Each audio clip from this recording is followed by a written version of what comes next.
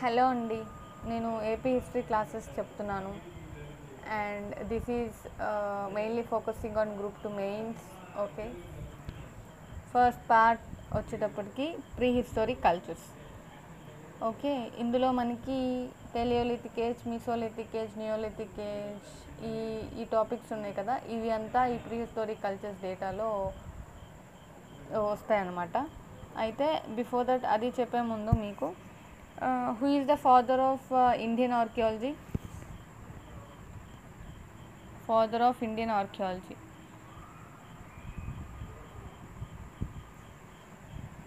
Who is the father of Indian archaeology? Lord Cunningham. Okay, Lord Cunningham is the father of Indian archaeology. Okay, why he is the father of Indian archaeology? Because he founded Archaeological Survey of India in 1861. Okay, and Lord Cunningham is the first Director General to Archaeological Survey of India.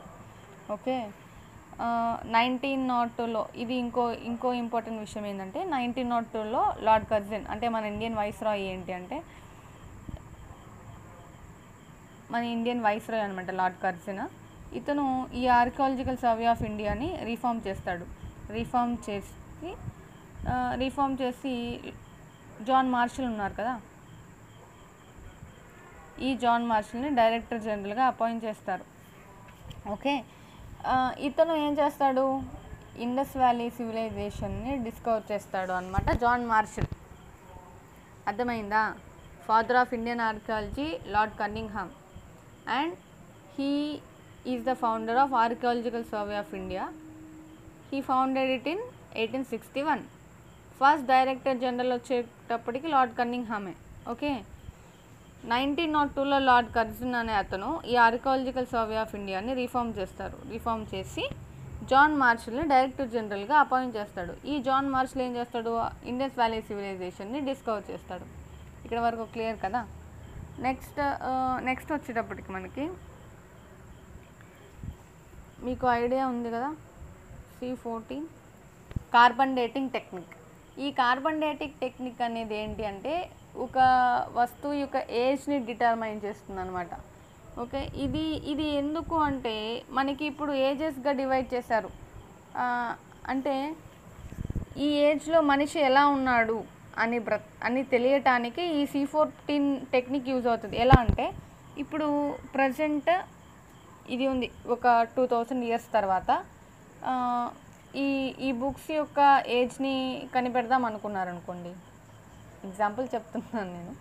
Okay, కనిపెడితే అచ్చా ఇది 2000లో అలా ఉంది, దీని age అంటే 1000 years back అది అనేసి చెప్తే, అలా అన్ని వస్తువుల్ని అంటే కొన్ని వస్తువుల్ని ఏదైనా పురాతన వస్తువుల్ని మనం డిస్కవర్ చేసినప్పుడు దాని ఏజ్ కనుక్కుంటే అచ్చా ఆ ఏజ్లో మనుషులు ఇలా ఉండుండొచ్చు, ఈ ఇంప్లిమెంట్స్ని యూజ్ చేస్తున్నారు, సో వాళ్ళ సివిలైజేషన్ ఎలా ఉంది అంటే వాళ్ళు ఎలా బ్రతుకుతున్నారు, బ్రతికి ఉంటారు, ఇలాంటిదంతా మనం తెలుసుకోవచ్చు అనమాట. ఓకే, సో ఈ కార్బన్ డేటింగ్ టెక్నిక్ అనేది అలా యూజ్ అవుతుంది. ఓకే, యాక్చువల్గా మెయిన్గా దీని బేసిస్ మీదే మనకి ఏజెస్ని ఎలా డివైడ్ చేస్తారు అంటే ఏజెస్ డివిజన్స్ అని ఇలాంటివన్నీ మెయిన్ ఆధారం ఏంటి అంటే C14 ఈ టెక్నిక్ అనమాట. ఓకే, ఫస్ట్ మనకి యాక్చువల్గా ఎలా డివైడ్ అయింది, అసలు ఎర్త్ ఎప్పుడు ఫామ్ అయింది అంటే 400 crores ఇయర్స్ బ్యాక్ మనకి ఎర్త్ ఫామ్ అవుతుంది. ఓకే, 400 crores ఇయర్స్ బ్యాక్ మనకి ఎర్త్ ఫామ్ అవుతుంది అనమాట. మనకి సో ఇది ఎలా డివైడ్ అవుతుంది అంటే మెయిన్ మనకి పీరియడ్స్ చెప్తారు, అంటే కాలంని ఎలా డివైడ్ చేశారు అంటే అజోయిక్ పీరియడ్ అని, జోయిక్ పీరియడ్ అని. ఓకే, నెక్స్ట్ వచ్చేటప్పటికి టెరిటరీ పీరియడ్ అని, నెక్స్ట్ వచ్చేటప్పటికి క్వాటర్నరీ పీరియడ్. ఓకే, ఇలా టైంని డివైడ్ చేస్తారనమాట. Azoic period, zoic period, tertiary period, quaternary period. అసలు ఫస్ట్ ఎర్త్ ఫామ్ అయినప్పుడు అసలు హ్యూమన్ అనేవాడే లేడు, అంటే అసలు జీవమే లేదు ఫస్ట్. ఓకే, నిదానంగా స్లోగా ఫామ్ అవుతుంది అనమాట ఏంటది, ఈ హ్యూమన్ అనే అతను చాలా స్లోగా ఫామ్ అవుతాడు. ఎప్పుడు ఫామ్ అయ్యాడు అంటే ఏ ఏజ్లో ఫామ్ అయ్యాడు అంటే యాక్చువల్గా ఈ క్వాటర్నీ పీరియడ్ మళ్ళీ ప్లేస్టోసీన్, హోలోసీన్గా డివైడ్ అవుతుంది. ఓకే, ఈ ప్లీస్టోసీన్ అనేది ఐస్ ఏజ్, హోలోసీన్ అనేది వామ్ ఏజ్. అంటే ఇందులో అంతా ఐసే ఉంటుంది. ఇది వామ్ ఏజ్. వామ్ ఏజ్ అనేది కంఫర్టబుల్ ఫర్ లివింగ్, అంటే ఒక జీవి బ్రతకడానికి కొంచెం వామ్నెస్ కూడా ఉండాలి, లేదంటే బ్రతకదు. ఓకే, మరి ఇప్పుడున్న హ్యూమన్ ఫామ్ ఏ ఏజ్లో ఉంది అంటే ప్లిస్టోసీన్ ఏజ్లోనే ఉంది. ఈ ప్లిస్టోసీన్ ఏజ్లో ప్రజెంట్ ఉన్న హ్యూమన్ ఫామ్ అనేది ఉంది అన్నమాట. ఓకే, అది ఎంతవరకు గుర్తుంచుకోండి. ఈ డేటా అంతా క్లియర్ కదా. ఏఎస్ఐ 1861లో ఫామ్ అయింది. Father of Indian archaeology lord Cunningham. Lord Curzon దీన్ని రిఫార్మ్ చేస్తాడు. జాన్ మార్షల్ ఐవీసీని డిస్కవర్ చేస్తాడు. Earth 400 crores years back form అయింది. టైం పీరియడ్ని ఎలా డివైడ్ చేశారు అంటే అజోయిక్ పీరియడ్ అని, జోయిక్ పీరియడ్ అని, టెరిటరీ పీరియడ్ అని, క్వాటర్నీ పీరియడ్ అని డివైడ్ చేశారు. ఈ క్వాటర్నీ పీరియడ్ మళ్ళీ ప్లిస్టోసిన్, హోలోసిన్ అన్నారు. ఈ ప్లిస్టోసిన్ అనేది ఐస్ ఏజ్ అని, హోలోసిన్ అనేది వామ్ ఏజ్ అని అన్నారు. ఓకే, ఇప్పుడు అసలు ఈ ప్రీ హిస్టారిక్ పీరియడ్, ఓకే, ఈ ప్రీ హిస్టారిక్ పీరియడ్ అనే వర్డ్ని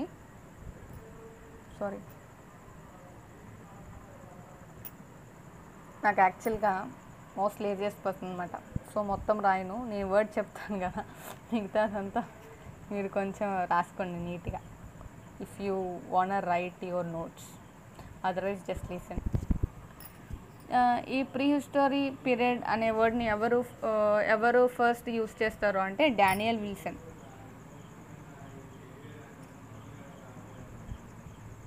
డానియల్ విల్సన్ అనే అతను ఈ ప్రీ హిస్టారిక్ పీరియడ్ అనే వర్డ్ని ఫస్ట్ టైం యూజ్ చేస్తాడు. ఓకే, గుర్తుంచుకోండి, ప్రీ హిస్టారిక్ పీరియడ్ అనే వర్డ్ని ఫస్ట్ టైం ఎవరు యూజ్ చేస్తారు అంటే డానియల్ విల్సన్. ఈ ప్రీ హిస్టరీని 3 ఏజెస్గా డివైడ్ చేస్తాడు. ఒక్క నిమిషం.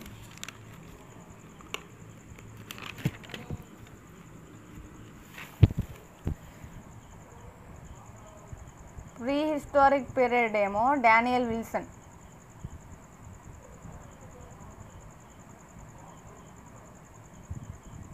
ఈ వర్డ్ని యూజ్ చేసిన Daniel Wilson. But pre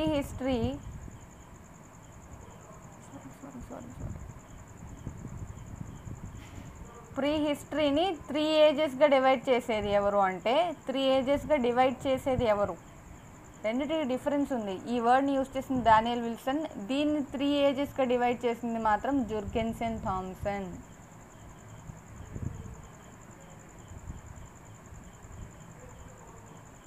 okay, ఆ 3 ఏజెస్ ఏంటి అంటే ఫస్ట్ మనిషి స్టోన్ని యూజ్ చేశాడు. సెకండ్ స్టేజ్లో మనిషి కాపర్ని యూజ్ చేశాడు. తర్వాత వచ్చింది ఐరన్. ఓకే, అంటే జుర్గెన్సెన్ థామ్సన్ ప్రీ హిస్టరీని ఎలా డివైడ్ చేశాడంటే 3 ఏజెస్గా డివైడ్ చేశాడు. అది ఏంటి అంటే stone age, copper age, iron age. గుర్తుంచుకోండి, హీఈస్ ఏ డానిష్ రీసెర్చర్ అనమాట.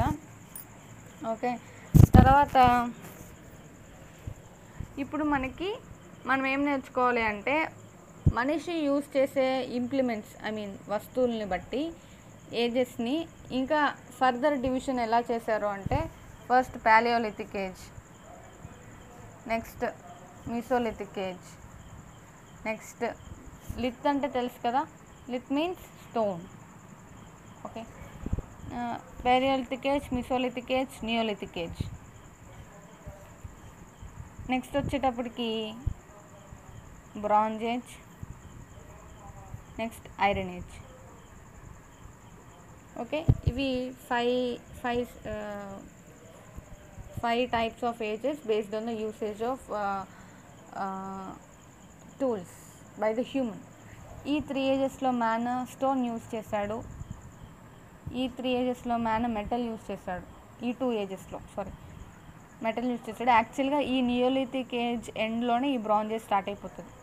ఓకే, నేను ఇప్పుడు టైం పీరియడ్ చెప్తాను ఎక్కడి నుంచి ఎక్కడి వరకు అనేసి. యాక్చువల్గా ఈ త్రీ ఏజెస్ ఉన్నాయి కదా, paleolithic age, mesolithic age, neolithic age. దీనికి యాక్చువల్గా 2 టైప్స్ ఆఫ్ థియరీస్ ఉంటాయి. అంటే రిగార్డింగ్ దిస్ టైం పీరియడ్ గురించి అనమాట.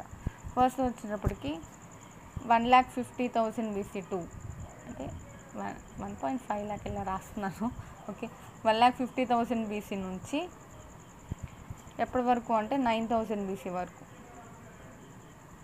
1,50,000 BC to 9,000 BC, 9,000 BC to 4,000 BC. అరా 9K అంటే 9,000, ఓకే, 4K అంటే 4,000. BC is the common. 1,50,000 BC to 9,000 BC, 9,000 BC to 4,000 BC, 4,000 BC to 1,000 BC. Okay, ఇంకొక థియరీ ఏంటి అంటే 50,000 BC టు 5 lakh, ఇది 5 lakh, 50,000 కాదు, 5 lakh BC to 50,000 BC, 50,000 BC to 25,000 BC, 25,000 BC to 5,000 BC. ఇది two theories అనమాట. ఇది 50% scientist ఇది agree చేస్తారు, 50% ఇది అగ్రీ చేస్తారు. క్వశ్చన్ అయితే దీని మీద రాదు, ఎందుకంటే ఇలా 2 థియరీస్ కాన్ఫ్లిక్ట్స్ ఉన్నప్పుడు క్వశ్చన్ ఏమీ పడదు. అందరూ వరల్డ్ వైడ్ యాక్సెప్ట్ చేసే ఇయర్ ఉంటుంది కదా, ఇప్పుడు 1947 ఇండిపెండెన్స్ డే వచ్చింది. దీంట్లో 2 థియరీస్ ఉంటాయా? ఉండవు కదా. సో ఇలాంటివి అడుగుతారు, ఇలాంటివి అడగరు. Okay, do not worry about the such things. Bronze age వచ్చేటప్పటికి 2000 BC to 1000 BC. Iron age వచ్చేటప్పటికి 1000 BC to 600 BC. Mostly follow this one యార్, నాకు ఇది కంఫర్టబుల్ అనిపించింది, సో ఇది నేను ఫాలో అవుతున్నాను. Your wish. 1,50,000 BC to 9,000 BC, 9,000 to 4,000, 4,000 to 1,000, 2,000 to 1,000, 1,000 to 600. Actually గమనించారా, ఇక్కడ క్లాష్ వస్తుంది మీకు. సో నియోలిథిక్ ఏజ్ చివరి నుంచే బ్రాంజ్ ఏజ్ స్టార్ట్ అయిపోతుంది. ఓకే, అంటే నియోలిథిక్ ఏజ్లో కూడా కాపర్ని యూజ్ చేశారు జనాలు.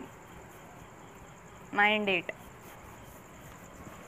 సో నేను చిన్న వీడియోస్ చేస్తున్నాను. నెక్స్ట్ వీడియోలో నేను ప్రతి ఏజ్లో హ్యూమన్ ఎలా ఉన్నాడు అనేది ఎక్స్ప్లెయిన్ చేస్తాను. అంటే 1 by 1 ఏజ్ నేను నెక్స్ట్ వీడియోలో ఎక్స్ప్లెయిన్ చేసి చెప్తాను. Okay, bye.